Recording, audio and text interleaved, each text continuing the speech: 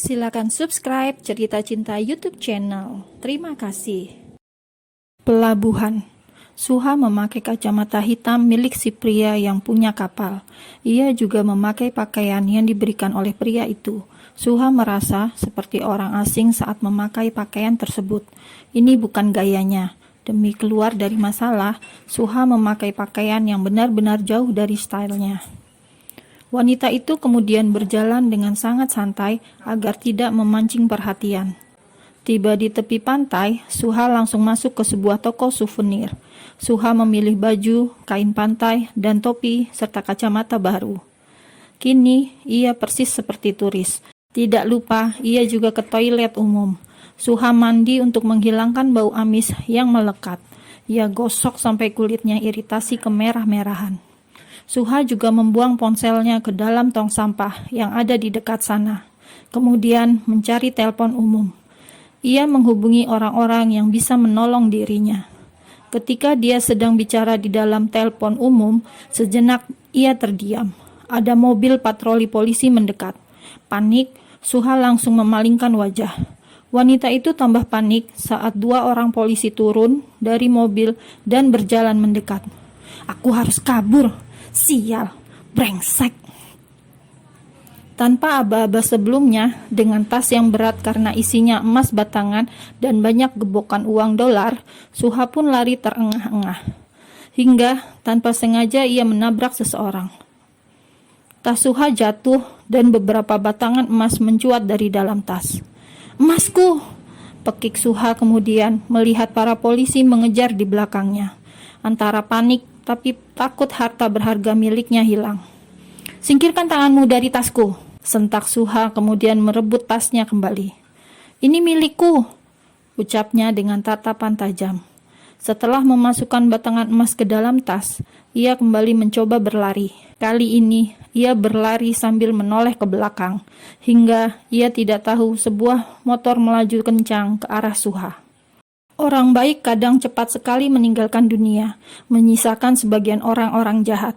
Dewi Fortuna masih berpihak pada Suha. Setelah hampir tertabrak, ia kini duduk di mobil polisi dengan tangan yang diikat borgol. "Nyonya Suha, Anda kami tangkap atas dugaan pembunuhan berencana, penggelapan dana, pencucian uang, dan pencurian di rumah keluarga Akas." Suha tidak bisa lari. Ia sudah tertangkap basah. Wajahnya dipenuhi bulir keringat. Hampir saja ia mati kalau tidak cepat-cepat polisi itu menarik tangannya. Hari itu juga, Suha dibawa pihak berwajib. Ia akan diterbangkan ke ibu kota untuk melakukan serangkaian pemeriksaan. Kantor polisi, ruang penyidik. "Saya tidak mau bicara sebelum pengacara saya datang," seru Suha yang geram saat banyak penyidik memberikan banyak pertanyaan. Begitu proses penyidikan berjalan dengan alot, Suha bersikeras tidak mau mengatakan apapun. Sampai malam tiba, Suha dibawa ke sel tahanan. Ia sangat marah. Siang tadi pengacaranya sama sekali tidak bisa diandalkan. Bagaimana bisa diandalkan? Sedangkan di luar sana, pengacara Suha sudah diancam oleh kuasa hukum kakek Mahindra. Kini, Suha harus merasakan kerasnya lantai penjara yang dingin. Tidak seempuk kasur di rumahnya. Benar-benar neraka dunia. Apalagi lantainya terlihat kotor. Pasti kuman di mana-mana. Belum juga menginap semalam, kepala Suha sudah terasa berat membayangkan bagaimana malam ini melewati malam di tahanan. "Penjaga! Hush, penjaga!" Suha memanggil penjaga saat tengah malam. Ia tidak bisa tidur karena teman satu tahanan mendengkur keras, sangat mengganggu. "Ada apa?" Suha berbicara sangat pelan. Ia menjanjikan banyak uang untuk penjaga tersebut, ketika Suha malah mendapat tatapan tajam. "Kau akan menyesal," teriak Suha kemudian saat penjaga sama sekali tidak peduli. Hei, keparat!" Suha berteriak seperti orang yang sedang depresi. Ia mengacak-acak rambutnya, kemudian menggoyang-goyang jeruji di depannya. "Lepaskan aku! Hei, lepaskan! Kalian tidak tahu aku siapa? Aku adalah menantu terkaya di keluarga Mahindra. Akan aku tuntut kalian semua." "Diam, atau ku robek mulutmu," sentak tahanan wanita bertubuh subur.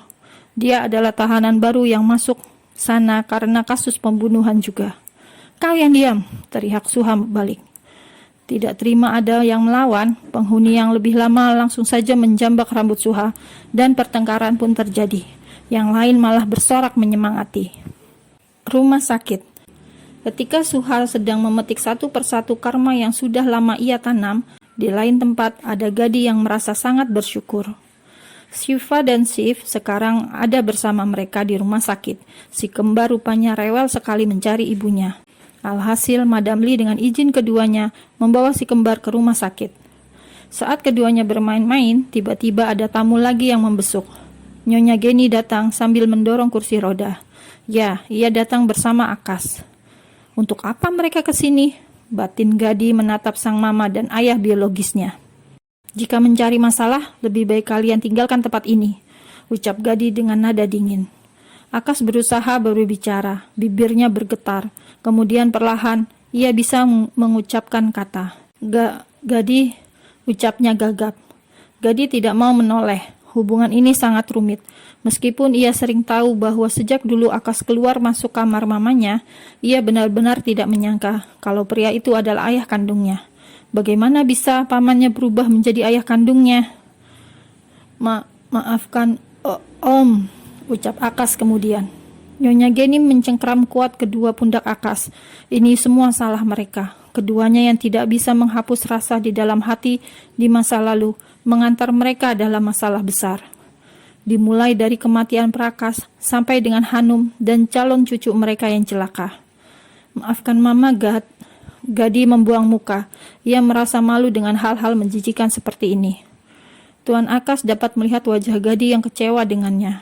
Anak yang tidak pernah bisa ia sentuh, hanya bisa dilihat dari jauh. Sebaiknya kalian pergi dari sini. Ini rumah sakit, ucap Gadi kemudian. Pria itu mengusir halus orang tuanya. Gad, lihat Mama. Mungkin ini pertemuan terakhir kita. Mama tahu kamu tidak terima dengan kenyataan ini. Tentang siapa ayah kandungmu. Cukup, setelah Gadi tidak mau mendengar apapun. Tapi Nyonya Geni terus saja bicara. Ia ingin mengatakan sesuatu yang selama ini hanya menjadi rahasia antara dirinya dan Akas. Mama tidak pernah menyesal telah melahirkan kamu, dan Mama juga tidak menyesal tentang siapa ayahmu. Mama terima jika kamu kecewa, karena hanya Akas yang membuat Mama nyaman sejak dulu.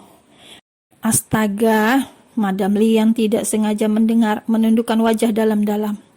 Sedangkan Hanum, ia meminta Jonathan membawa si kembar menjauh. Kalian butuh waktu untuk bicara. Sebaiknya kamu bicara sama Mama. Hanum memegang tangan suaminya, tapi Gadi langsung menepis.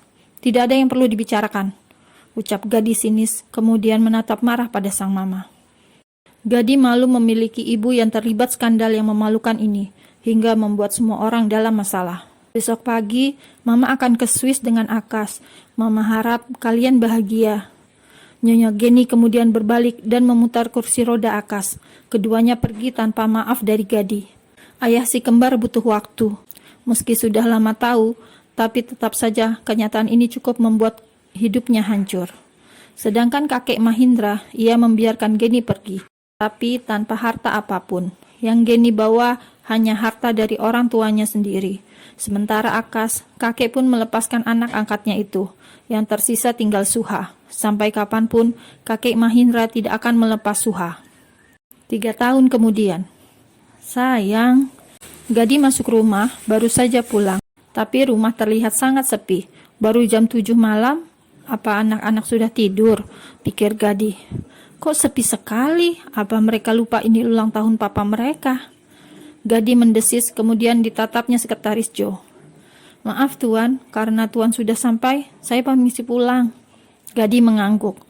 Bahkan kau orang paling lama bekerja denganku, sama sekali tidak mengucap selamat, gumam Gadi. Gadi yang masam, ia pun melepaskan jas Navi yang ia pakai, kemudian memegang knob pintu. Mau masuk kamar karena sepi, sepertinya semua sudah tidur. Dor, astaga! Gadi memegang dadanya, hampir saja jantungnya copot. Surprise, kejutan. Selamat ulang tahun Papa. Si kembar langsung memeluk papanya. Happy birthday sayang. Hanum langsung mengecup pipi suaminya. Senyum merekah seketika di wajah Gadi. Gadi kemudian meraih anak laki-laki berusia 2 tahun dari gendongan Hanum. Nah, ini jagoan Papa. Gadi langsung menghujani wajah Arjuna dengan kecupan sayang. Arjuna Trinadaru Mahindra. Hampir saja mereka kehilangan Arjuna saat eksiden beberapa tahun silam. Kemudian Gadi lagi-lagi dibuat terkejut ketika sekretaris Joe muncul sambil menggendong anak berusia 1 tahun. "Selamat ulang tahun, Tuan." "Aku pikir kau sudah balik," ucap Gadi kemudian mendekati Jonathan. Ia juga mengecup hangat anak perempuan yang digendong Jonathan. Saat Gadi akan mengecup lagi, karena gemas, anak perempuan itu langsung memalingkan wajah. "Astaga, mirip siapa ini?" Semua langsung terkekeh, tapi tidak dengan sosok wanita yang berdiri di samping Jonathan. Bersambung.